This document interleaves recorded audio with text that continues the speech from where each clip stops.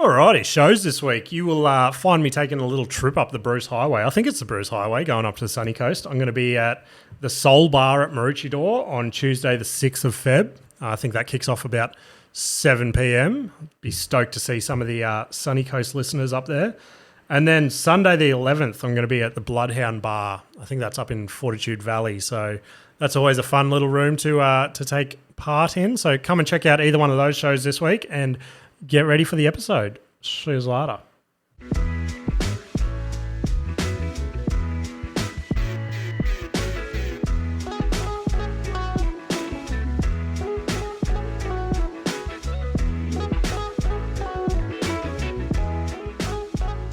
What's happening, everyone? Word on the streets is they're starting to call this the old Thirst Crusher podcast. If that didn't make sense to you, then that was the slogan for Solo back in the day. So you clearly didn't watch enough commercial television. But anyway, yeah, another Solo podcast this week, which again, like I said, starting to actually like these ones. Bit of counselling for myself, and a bit of just fucking get some stupid shit out that's happened in my week. Again, kick off the podcast with something that literally just happened. I just went to the gym for the day because obviously I'm fucking getting so jacked these days. And when I walk into the gym, I think most guys do this, and it's so fucking stupid. But whenever I walk into the gym, I'm like, oh, can't make eye contact with anyone. I've got to like act like I'm the biggest alpha in the gym, right? So as soon as I swipe my card, walk in the door, I'm always just staring at my phone.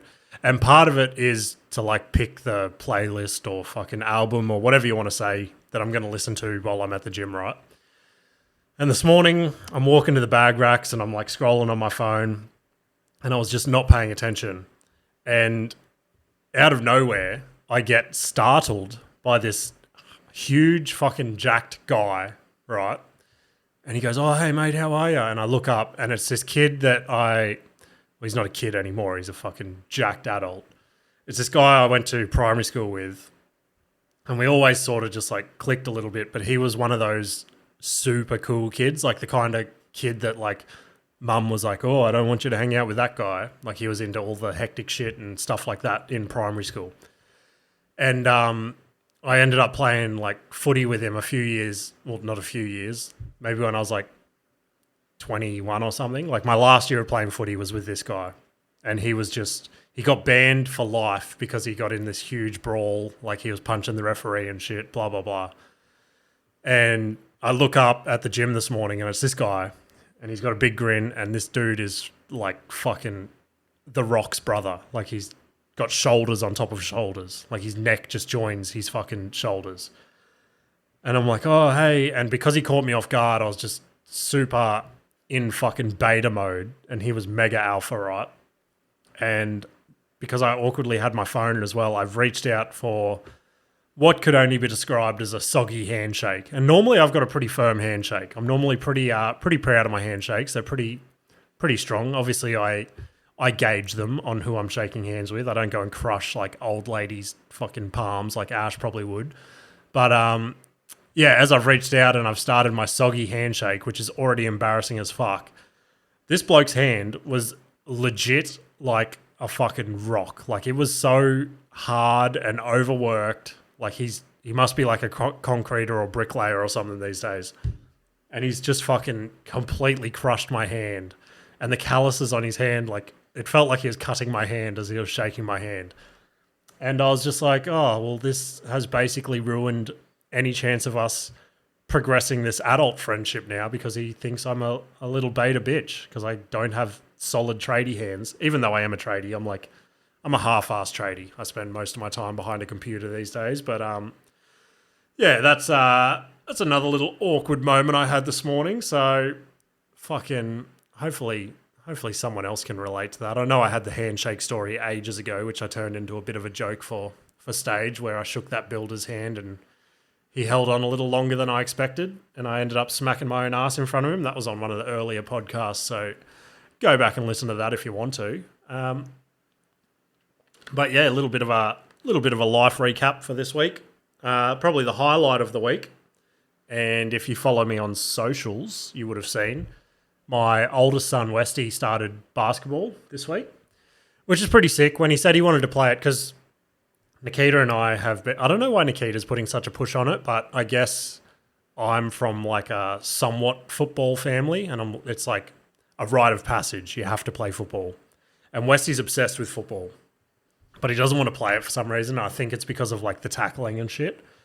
But anyway, we're like, what do you want to play this year? Because last year he played soccer, and it was just like he would stand in the outfield just looking off into the distance. Like he was not interested at all. Like one game, prime example, the ball, he was open for a goal. The ball comes rolling over to him. He could have kicked the goal, but he's yelled out to Nikita and I, oh, look, there's 2 dogs over there. And he missed the goal for his team. And we're just like, oh my God, maybe soccer isn't for you. But yeah, so he's asked to play basketball this year, which is pretty cool. It's probably my second favorite sport, I guess. And I probably haven't watched the NBA for 3 or 4 years now, but I used to get right into it, especially back when I was in my betting days. I used to put a little bit of money on some basketball games to make it interesting.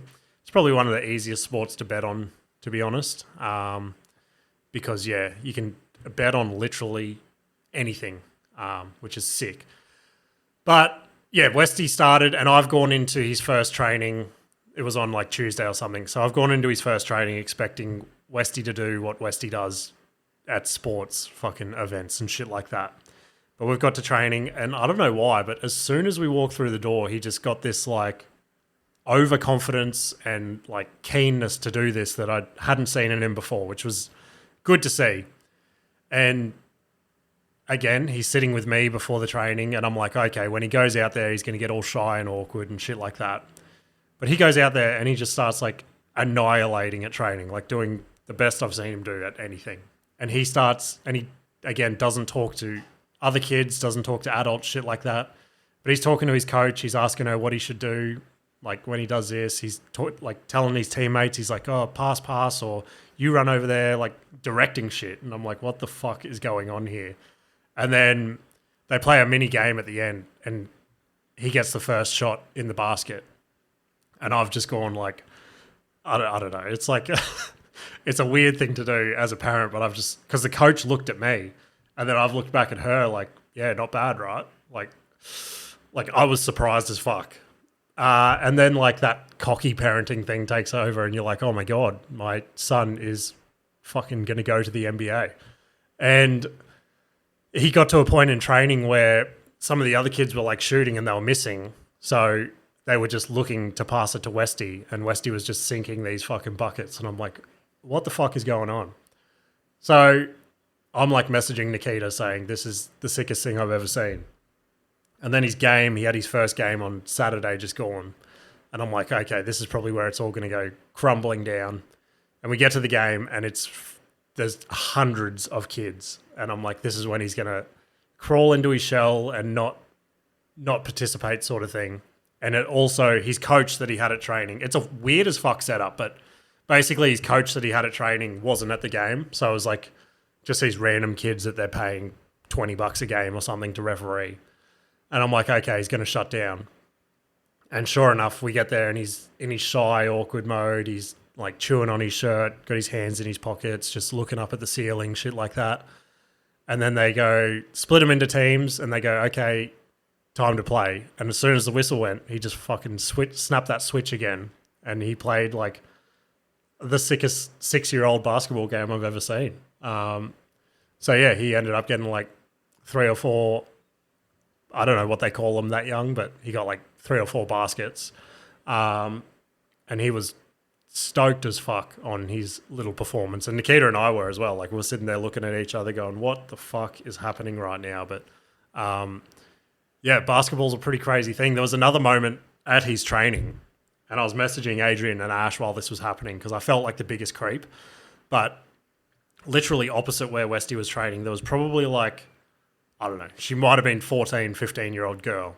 And this chick she must just go there every day after school and, like, train to try and be in whatever Australia's version of the WNBA is, like the Women's League.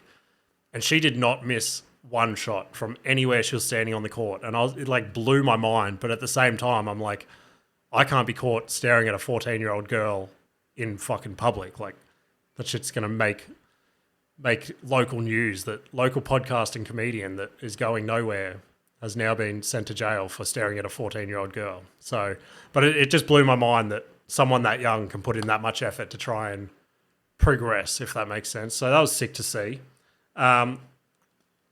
He also, if you did see the post I put on socials, he scores one of the buckets from like, I don't know, it was pretty far out. There was no other kids near him and he's just taken the shot and it's gone swish.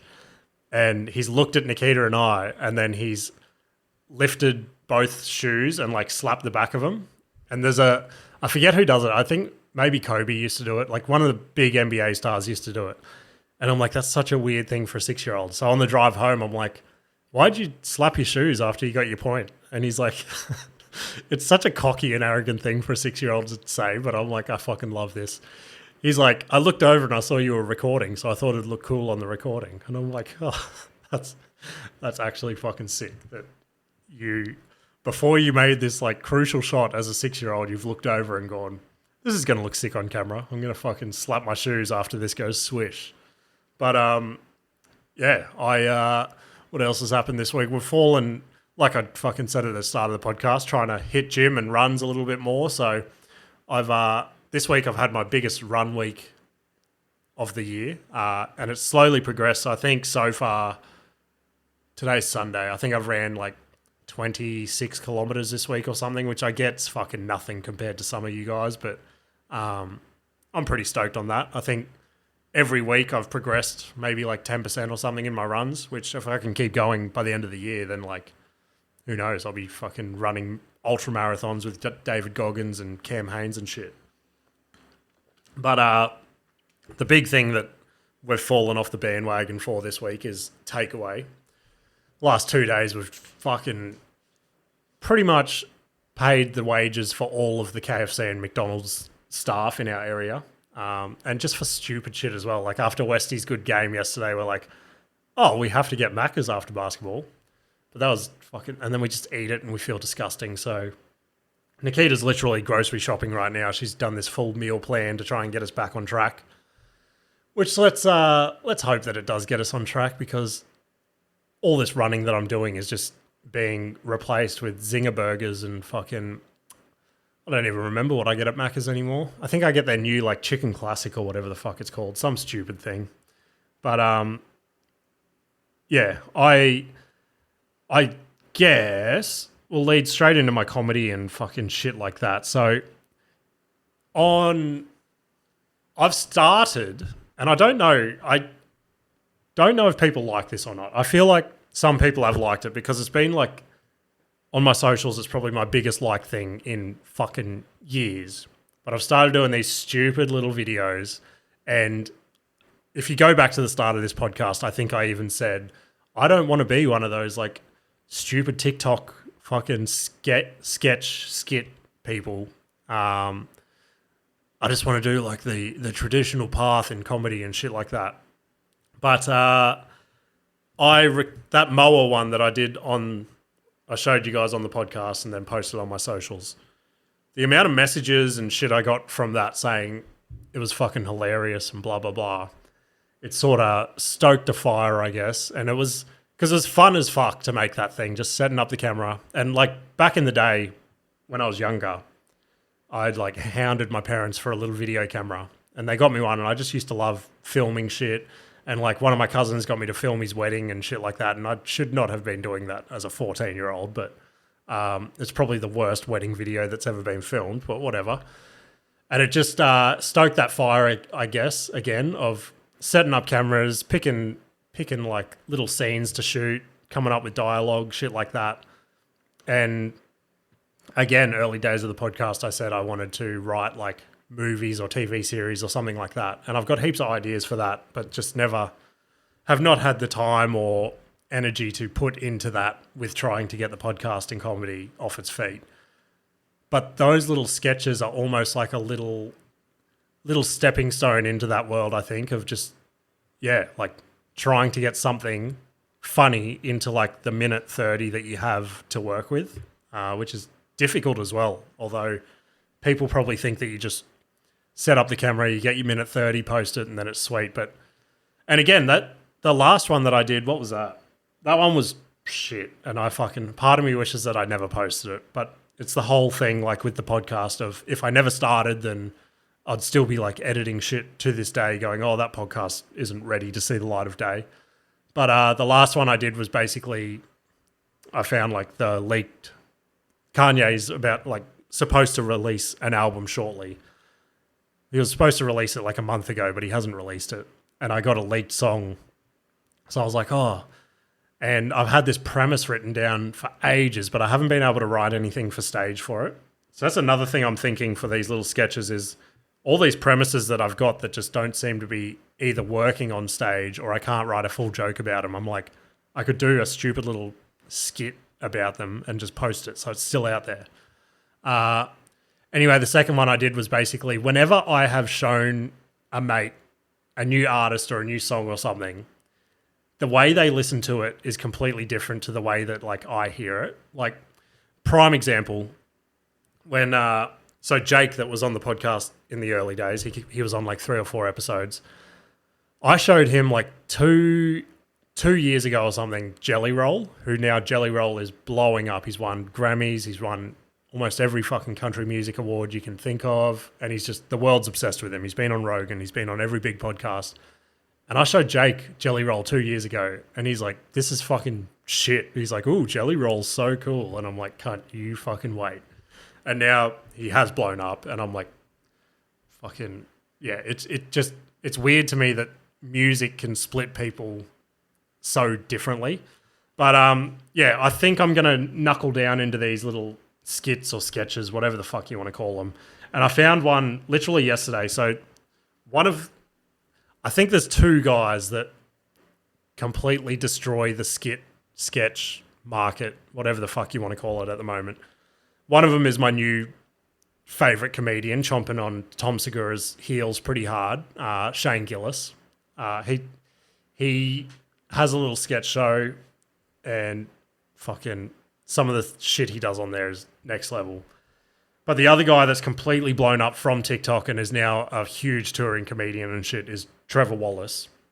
And he posted this one yesterday of, again, simple as fuck premise, but the way that he has like executed this video, he's basically, it's annoying when you wash your car and then it rains straight after you wash your car. So I'll just play it for you on the podcast because I thought it was funny as fuck. Beautiful car, beautiful day. Not a drop of rain in the sky. Save that shit for Seattle. Are you next, Craig? I got you. I don't got you. Oh, forgot the bucket. No. Why are you doing this to me? I just washed it. Stop. This wasn't on my vision board. You wanted this clean? No. So I'm cleaning it for you. I was supposed to go yachting today. Feel the rain on your skin. No one else can feel it for you. Only you can let it in. But yeah, I found that funny, whether or not you guys find that funny. But again, just how such a simple premise can be put into a video like that, which I don't want to say how long it takes him. And obviously he's got a crew that works with him. But like something like that might take an hour to 2 hours to sort of film and edit once you've got everything down pat like he would. And then to post it and get thousands of he's probably got millions of likes and shares and shit like that on it, which is obviously helping him progress to the next level and shit like that.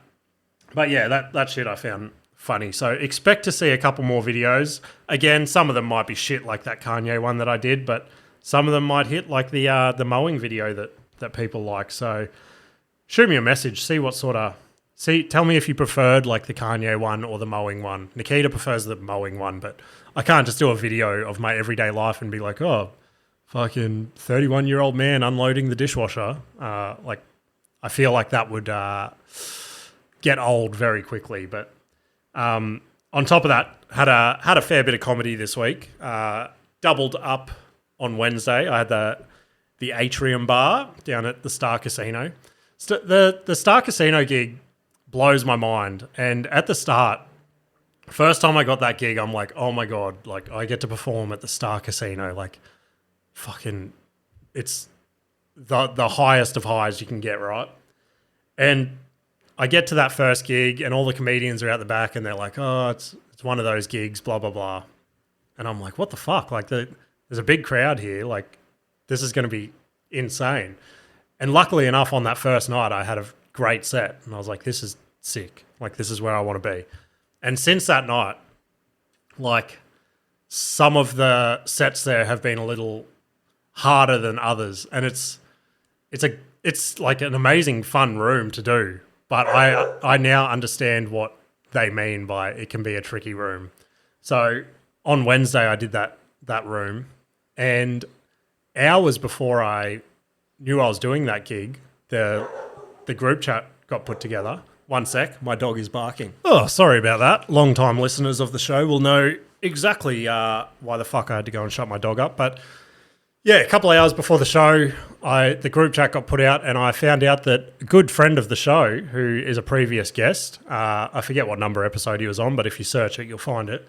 Tom Ballard was on the lineup, which is fucking sick. Obviously, probably one of, in the top tier of Australian touring comedians at the moment. So I was obviously stoked to get him on the podcast in the early days when he said he'd come on. So I get to the atrium and obviously we do the, oh, hey, how have you been, blah, blah, blah. And I expect, and I was running a couple of new bits on the night. And when I found out Tom was going to be on the lineup, I'm like, no fucking way. I'm just going to stick to classics. But I'm glad I tried the new bits because I obviously had to get him out at some point. And it was just a coincidence that Tom Ballard was there on the night. So I expected Tom Ballard to hang out the back with the other comedians like everyone else does, right? And the show started, the MC's got on stage, and there's a spare seat right beside the stage. And Tom Ballard goes and picks this seat to sit at for like the show. Obviously, because he's not like the rest of us nervous fucks that have to be out the back rehearsing our set as if that's going to make any difference 30 seconds before we go on. But I was first up, and I start with a couple of classics. They're going okay. And then I start in the new year, and they just fucking... they're not going the greatest. The big laughs that I got, I still got big laughs, but those big laughs came from me acknowledging how shit those jokes were or shit like that. And then I did one joke, I completely lost the room, and my next two jokes didn't land. And I'm like, I feel like I lost you guys on that last one. And all through me, like acknowledging how terribly not terribly, again, back to last week, I don't know why I think I do terrible, but while things weren't exactly working and I was like fumbling, trying to rearrange what I'm going to say next to try and win the room back, all I can hear right beside the stage is Tom Ballard like laughing. I would like to think that he was laughing at my jokes, but he was probably laughing at how fucking shit I'm doing. Anyway, just hearing him laugh sort of got me through my set a bit. Got off, said my goodbyes because I had to shoot off to another gig. And I messaged him the next day and I'm like, oh, thanks for laughing at some of those tricky parts in my set, blah, blah, blah. And obviously he did like the polite, nice thing that he probably didn't mean, but you've got to say it to other comedians. He's like, no, you did super well, blah, blah, blah. And I'm like, oh, this means the world. So then I shot down to the atrium, and I just also on that. So I touched on it last week when I think I do a terrible set, but then listen back to the recording. So all through me on stage thinking that I'm eating a dick and like thinking that Tom's the only fucking person laughing in the room, I get off stage and the room runner comes up to me and he's like, oh, it's pretty sick to kick your night off with a sneaky little crush. And I was like, I certainly did not crush, but thank you very much. And then the other comedians, as I was leaving, they're like, oh, that was a fucking sick set, blah, blah, blah. And I'm like, what the fuck were you guys listening to? But anyway, then I shot down to the Avenue at Surfers Paradise. And this was after what I felt like I had a set at the atrium. I get to the Avenue. The MC gets up and he cannot fucking break this crowd. They just were not there for it. I don't know why. Everything he was saying was funny as fuck. I've seen him MC millions of times and he's always done a great job. And then the first act gets up and he struggles with them as well. Like gets a few laughs, shit like that, but they just again, I was like, these cunts aren't here to watch comedy. I don't know what they thought they were on, like what they were coming to see, but it wasn't dick jokes in Surfers Paradise on a Wednesday night, which is that's top tier entertainment in my eyes. Like, but anyway, I get on second, and I don't know why the comedy god shone down on me again, and I didn't fucking like destroy the room or anything, but I had a pretty sick set. I was happy with the way it went, considering how the room was. Again, I tried the new jokes I tried just down the road at the Atrium, and they landed a lot better in this room, which was nice. I didn't have to shit on myself at my terrible joke writing or anything like that in that room, which was sick. And then I capped off the week at Matic Brewery on Friday. And Tom Ballard was the headliner. He basically headlined all bass gigs this week, which makes sense. If you're in the Gold Coast, why not fucking headline every show every night? But yeah, this room was fucking insane. The most packed I've ever seen it. And everyone was like rowdy, ready to go, shit like that. And I put so much pressure on myself for that show for a couple of big reasons. One, I wanted to do a safer set, I guess, to prove to Tom Ballard that I'm not the shittest comedian in Australia and he didn't waste his time coming on my podcast. And two, like I said, I want to try and get to Sydney and Melbourne this year. So I've messaged all the bigger clubs in Sydney and Melbourne to try and land spots there, and then I'll fill the rest of my time there with open mics and shit. And I had a big club in Sydney. So when I originally sent the emails, I attached an audio clip just because I didn't have a recent video clip that was like worth seeing for anyone. So I attached the audio clip hoping that'd be enough. And this comedy club reaches back. They're like, oh, we liked your audio clip. Can you send us a recent video clip so we can see your stage presence and shit like that? And I'm like, fuck. So I knew I had that sick bass spot on Friday night at Matic. And I'm like, I have to record this set. I know I'm, without sounding like a fucking arrogant cunt, I'm like, I know it's going to be a good set. But that pressure I put on myself, it almost felt like I was filming like a mini special. And I don't know why I did that to myself. But I set my phone up when I got there. And David Hatton, who I've spoken about on the podcast, he's the guy that rejected me a few weeks ago to come on the podcast. He got up and he fucking had an amazing set to kick off the night, right? He even like, I don't know if he was feeling all sorts of ways up there or just really vibing how his set went, but he got to the end of the set and did like superstar shit where he's like, you guys were an amazing crowd. Thank you for supporting fucking live comedy. Thank you guys so much. And like did this little speech to end his set, which was fucking insane to do. I loved it. And then I was up second. So I've set my phone up and I'm like, all right, it's time.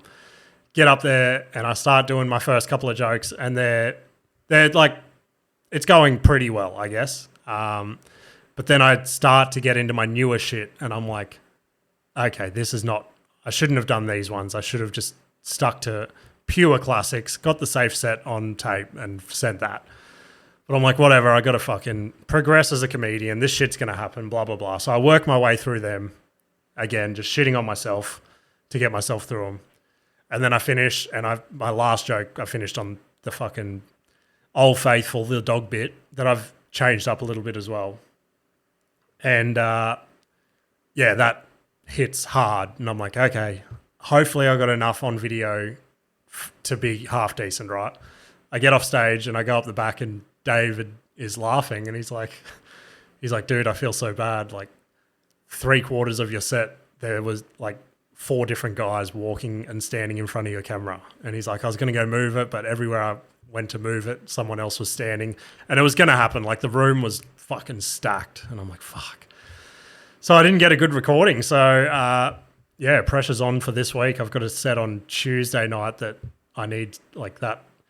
And I don't want to do the same thing and put so much pressure on myself, but I have to get this one on tape. So see how we go.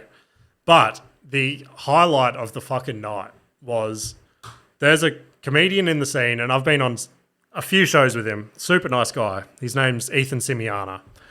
And this dude gave the best fucking set I have ever seen from anyone that's not like a headlining touring comedian, if that makes sense. Like this dude's just in the barracks, like at open mics and shit with me at the moment. And he had this crowd fucking howling. Like he had this bit, I'm not going to give away any of his bits, but it was like a bit about religion, which is super tiptoey, like, but the way that he'd written this joke was insane. He had like applause breaks, like he had to wait for the crowd to like settle back down for legit, like sometimes possibly 20 seconds. Like it was nuts. And then like even when he finished his set, some people were standing up and shit, which is insane to see it like a local show. But yeah, he fucking killed it. So if you haven't seen him yet, try and follow him on socials and fucking see if you can go catch him at a show. The last thing I wanted to touch on about the comedy before I talk about some of the other shit I got on here is it's completely... I just dropped my bottle cap, so that's fucking sick. I hope no germs fly in my water for the remainder of the episode. This has completely snuck up on me. And a lot of our episodes this time last year were heavily dependent on the Australian Raw comedy competition.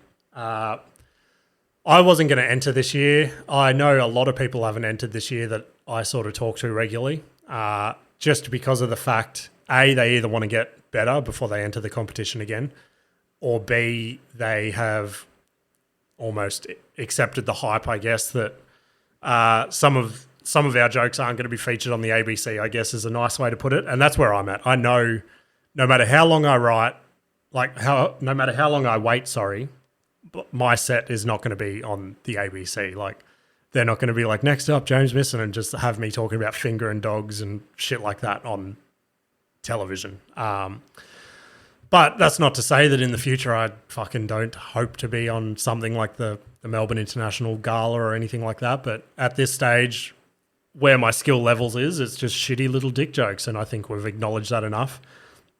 But yeah, last year the scene was just every gig you're at, you're just like, they were like, oh, if you got your set ready, what jokes are you doing? Are you doing this one? Oh, maybe you should drop this one. And this year I have not heard, I've been to so many gigs this year and not once has someone been like, oh, what are you doing for Raw? It's just like, I don't know if it's snuck up on everyone, like it snuck up on me, or just if people don't give as much of a fuck this year. I don't know. But yeah, I got my set on I think it's Sunday the 18th of Feb, which I think is in about 2 weeks. So if anyone does want to come along and support, it's probably one of the gigs to get to, just because it's always packed. The crowd's always super nice because it's always relatively new comics to the scene, shit like that. So yeah, come check that out. I don't know what set I'm doing yet. I plan on sitting down this week and trying to map out a set, and obviously trying to structure that in my next couple of weeks to get it down pat.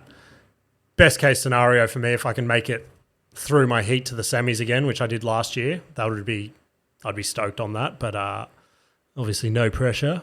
I think last year was a bit of a fluke, but see how we go. I also watched... Adrian's going to be fucking pissed that he wasn't here again for this, but I've started dabbling into movies and documentaries and just watching shit again, which obviously he would love, considering everything he says. I still haven't watched anything he's recommended, but I'm watching shit, which I guess is a step in the right direction. So this week, I had a fair bit of like quoting and shit to do for my job this week, and I just could not keep myself in front of the computer. I'm like, this is so fucking boring. I was listening to podcasts and I was just like, it's not doing it for me. So I go on Netflix, and the first thing that's recommended to me, and I've seen it before, is the Kanye West documentary, which I was like, oh, that could be good to watch again. And if you have not seen this documentary, even if you're not a fan of Kanye, which I know you're either a Kanye fan or you hate him, and either way, he blows the fuck up. But this documentary is nuts. To have the confidence that he did before he was anyone to start filming himself, knowing that in the future he's going to be someone. Like, it's almost like him and Conor McGregor are two people that were just so confident in themselves, and just sort of spoke their dreams into reality, sort of thing. My dog is barking again. One sec. All right, I'm back. 2 dog breaks in one episode, aren't you guys lucky? But yeah, the Kanye West documentary. Fucking go watch it because it literally shows him from the start, like literally just making beats for other rappers, but deep down he always knew he wanted to be like the superstar sort of thing. And then he finally progresses. He gets the deal with Rockefeller Records, which is Jay-Z's record label, but still they don't give him studio time or anything like that to progress. They just basically want him to make beats for their rappers. And he goes out of his way to then use studio time after he's recorded with rappers to record his own songs in his own time and like self-funded shit like that. And then he finally gets in front of Jay-Z and he's like, I want to rap on one of your songs. And Jay-Z obviously sees him firsthand and blows the fuck up. Like, it's insane. And then obviously it captures his downfall with his whole mental illness thing that he goes on, like that he has, which is insane that the world literally looks down on him so much because he goes on all these meds and he basically loses his mind, which, I've spoken on the podcast before about like people trying to put me on meds and shit like that, and they just fuck with my brain. So I don't want to say I'm like Kanye. I'm basically the Kanye West of comedy. I think that's what people are saying out there. So, but yeah, even back to like the college dropout. Here's a little challenge for you. If you watch the documentary and then you go and listen to the college dropout and understand what Kanye did to get that album out there and where he was at in his life, that it just fucking like every song just hits so much harder. And to know that he almost lost it all because he basically when he like got the record label and all that, he's like, okay, my life's sorted. He got in a crazy car accident, fucked up his entire everything, and he broke his jaw and it had to be wired shut for it to heal and shit like that. And he had to record the album by a certain time for the release date, but obviously with a wired jaw, he can't do it. So he writes this song while he's in hospital called Through the Wire, and he raps it with his jaw wired shut, which is fucking an insane thing to do. And the song is insane. Like it shows it has him showing like Pharrell and shit like that, which are obviously superstars in their own right. And they're like, this is the best thing I've ever fucking heard. But yeah, go check it out. A couple of other things I watched. We watched American Nightmare, which is a 3-part documentary series thing on Netflix. And again, every podcast in the world's talking about it, things like that. But I had somewhat of my own spin on it, which I haven't heard another podcast talk about it. And I guess it's from personal fucking shit that's happened, I suppose. But my little spin on it, long story short, I guess a little recap on what it is. A boyfriend and a girlfriend basically get a home invasion, relatable. And the lady gets kidnapped, right? And the guy wakes up the next day because he got drugged and he calls the cops and they're super suspicious on him from the start. Obviously, like, I think there's a percentage where like 80% of like wives or girlfriends going missing is done by the partner, which I guess makes sense. But anyway, the cops are super suspicious on him. He has this big story. He's telling them 100 times, blah, blah, blah. And every time he tells it, it's exactly the same story. He's not going off on any tangents. And the cops are just being such fuckheads to him like the whole time. Like they're basically just trying to make him admit, which I understand as a cop, you have to do that to try and make the person like admit, but they start falsifying shit like his lie detecting test and things like that. And they're like, you failed the lie detecting test when he didn't. It came back as like unreadable results or something like that. And then randomly 3 days later, the girlfriend comes home. Like she doesn't get, it's a random scene. Like it's filmed on like a Ring camera or something like that. Like she just walks into her dad's house as if nothing happened. And then obviously the cops start asking her questions and it's all, you should just fucking watch it. But the whole thing, the cops just start not believing her and shit like that. And they try and spin the whole thing around to the movie Gone Girl just came out at the same time this happened. And it's more or less the same plot line. Like, wife goes missing and then she randomly shows up a few days later. So they think that they're trying to reenact this movie. And it's just so frustrating to watch these two people try and explain to the FBI and cops and shit like that their story.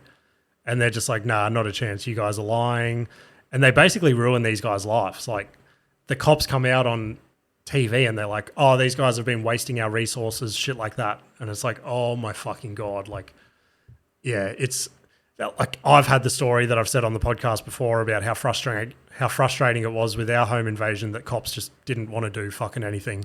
Matt came on, told his story about like his stepdad doing what he did. Cops didn't want to fucking help anyone, shit like that. So yeah, and I get it's a sketchy fucking job to be a cop, but I don't know.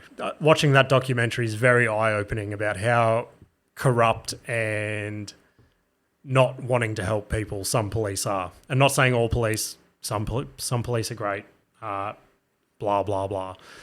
And yeah, obviously, spoiler alert, if you don't want to know how the documentary ends, skip in 3, 2, 1. Basically, it comes out that there is a guy going around committing this crime and he's a like serial sex offender, shit like that. And yeah, again, even when they find this out, the cops don't want to investigate whether he's involved in this case because they want to believe the story they've made up. And it takes this cop from towns over to tie it together. She comes and meets these people and she basically ties the crimes together. And there's all these reasons why the cops didn't want to investigate, which watch the documentary if you want the full thing. But yeah, they got paid out by the government or police force, whatever, $2.5 million to try and be like, oh, we're sorry, we didn't listen to you, sort of thing. And I get $2.5 million is a pretty hefty chunk of change, but like they were saying on there, every job interview they go to, every time they walk down the street, it's like, oh, there's the phonies that tried to fucking cover up their little abduction story they had. So it'd be frustrating to have to live the rest of your life like that. But yeah, the other thing that we watched, when we first got Netflix, we didn't jump on the Netflix bandwagon like everyone else. But when Netflix first came out in Australia, there was the documentary that sort of blew Netflix up, and it was called Blackfish, right? And I think a lot of people would have seen this documentary, but Nikita and I missed it in its first cycle of Australian Netflix. So we never watched it. And in the last week, it's been released back onto Australian Netflix. So last night we were like, oh, let's watch it. And Nikita's obsessed with animals, right? And like we go to zoos and SeaWorld and all that shit. And part of Nikita, like, she likes seeing the animals, but it's also like they're trapped in this little box for their whole lives. Like, it can't be the best way to live.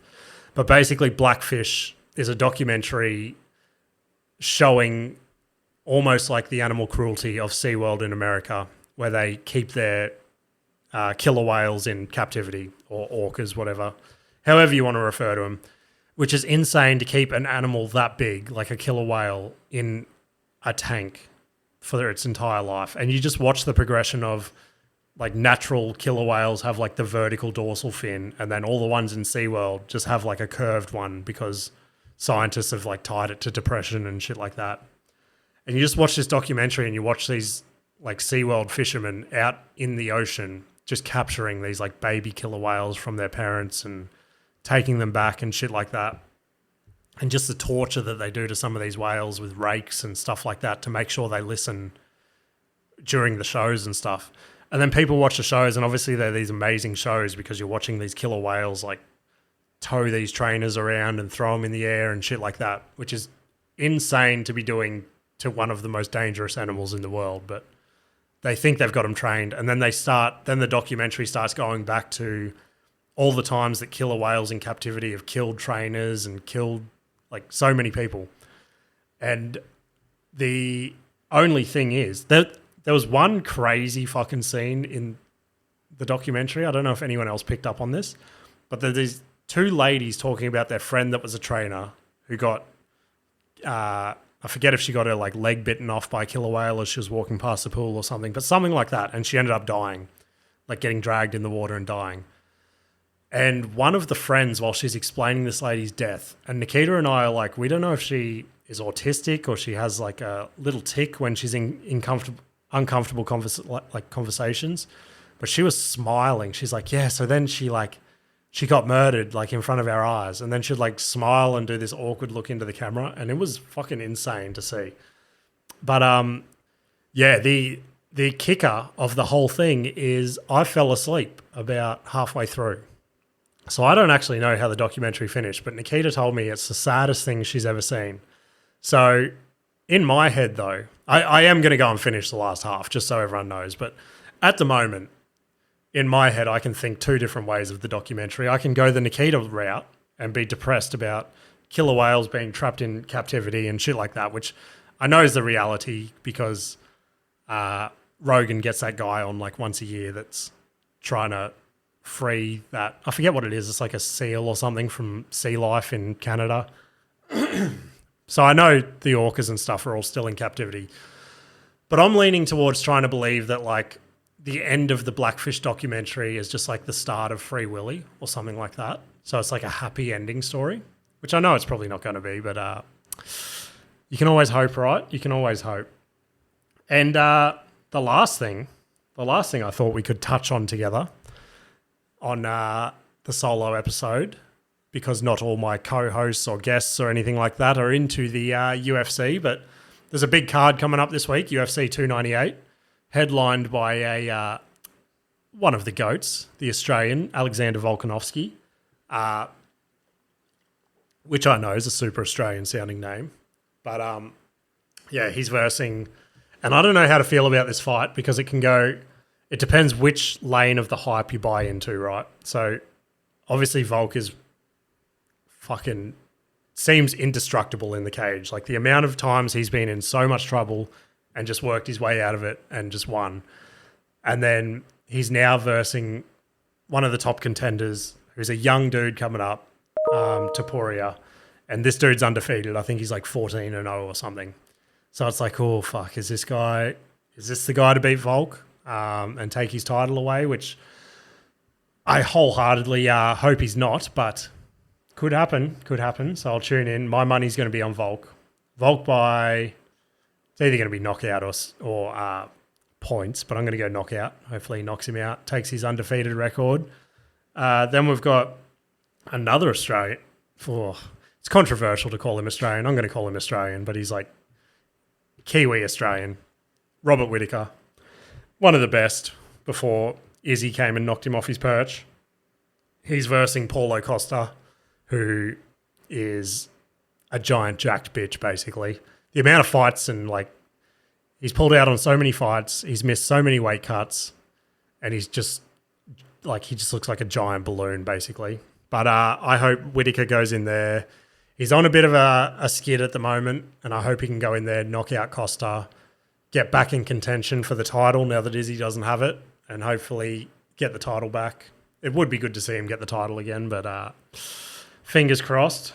And then what else we got on here? Here's the little sleeper on the card that I don't think there hasn't been much hype built up about this one, but I think this is going to be fight of the night.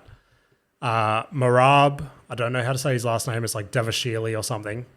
And Henry Cejudo, who used to be one of like the best. So this dude was a two-time Olympic gold medalist, and then he won 2 UFC titles as well. So he's arguably one of the best combat athletes in history. If you look at his like, what's the fucking word? His like record, basically. I forget what the word I'm looking for is. But the interesting thing here is Marab is training partners with Aljamain Sterling, who's the current, what weight is he? He might be like bantamweight champion, I think. So they're in the same weight class, but they refuse to fight each other. So now Sterling's moving up and Marab's fighting Cejudo for sort of like a contender fight for the vacant title if Sterling vacates it. But that's my sleeper. I hope Marab wins just because I fucking hate Cejudo and his whole cringe thing that he does. And the last one, I don't know why this is on the fucking prelims because, I don't know, I guess they needed a big fight for the prelims. I got the itchiest fucking nose right now. If you guys are watching right now, I haven't just done like 12 lines of coke or anything. I don't know what's fucking happening.